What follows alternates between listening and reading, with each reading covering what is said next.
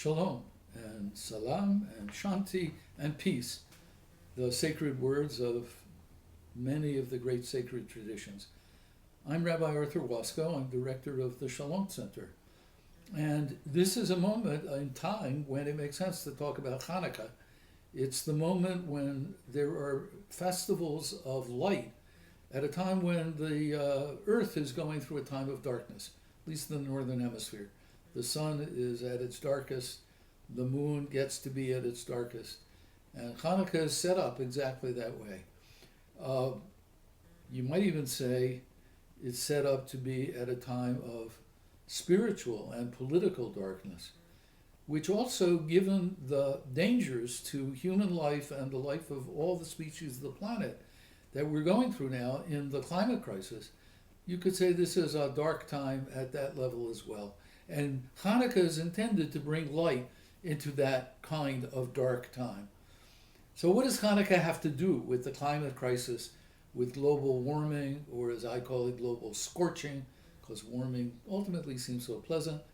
What does Hanukkah have to do with that? Well, one of the key stories of Hanukkah is that when the people who had just overthrown a great empire that had desecrated the sacred temple came to reconsecrate and rededicate the temple, they were ready to do it, but they discovered that to do it you had to light the great menorah with olive oil, and there was only enough olive oil ready for one day's light. The sensible thing, you might think, would have been to say, well, there's no point to lighting it and then it's going to go out tomorrow. What a bummer that's going to be. We'll wait, and it'll probably take 8 days before we have enough olive oil to light it so it can continue. But they didn't act in that kind of, you might say, ordinary, reasonable way. Instead, they acted with a kind of stubborn affirmation of life and truth and holiness, and they lit the menorah with the oil they had. And according to the rabbinic legend, that much oil, just 1 day's worth, lasted for 8 days till the new oil was ready. And that's the miracle at the heart of Hanukkah. Now here is a Hanukkah menorah, right? A menorah with 8 lights and one to light them with. But this menorah is kind of special, if you notice. First of all, it's green, not just painted green, but the symbolism of this menorah is that it comes from trees, that the light actually comes from trees. And when we look at the Torah description of the menorah in the temple, it is described as a tree with branches and blossoms and bundles of leaves to hold the blossoms, all those things. So they clearly had in mind that they were creating a tree of light. And one of the great prophets even imagined that in the rebuilt temple, there would be a tree on each side of the temple menorah, and it would feed olive oil straight into the menorah without any human being even needing to deal with it. So the green menorah is a very deep understanding of the connection of earth and human effort that was involved in the ancient biblical tradition.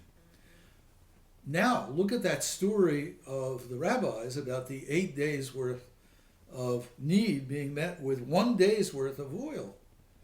And that's what we need to do now.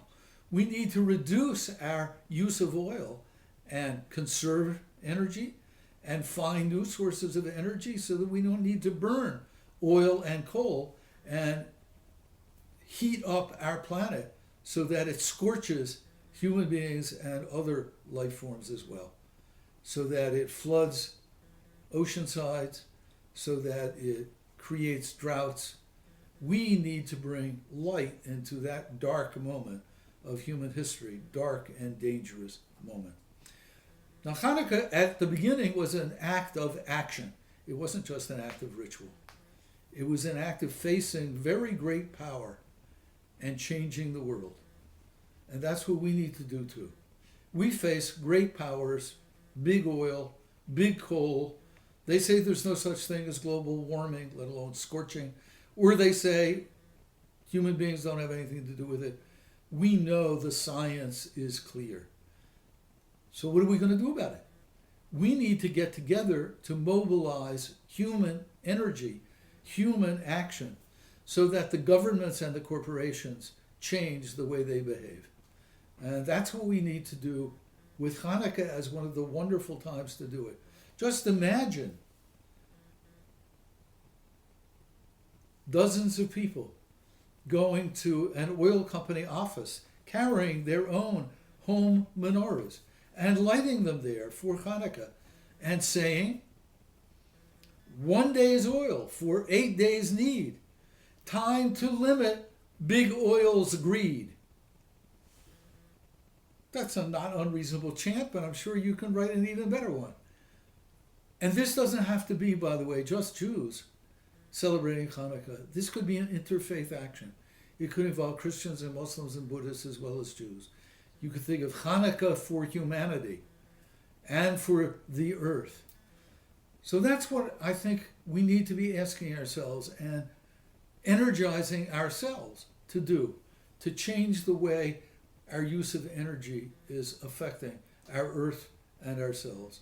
And that's what the Shalom Center stands helping to do, hoping to do, ready to help you do. So we invite you to get in touch with us through our website and through direct email to us. We invite you to begin asking your friends, how would you like to celebrate Hanukkah this year? By actually bringing some real light into a dark time of the human race, as well as bringing glowing light into this end of the year when the sun, the moon are both dark.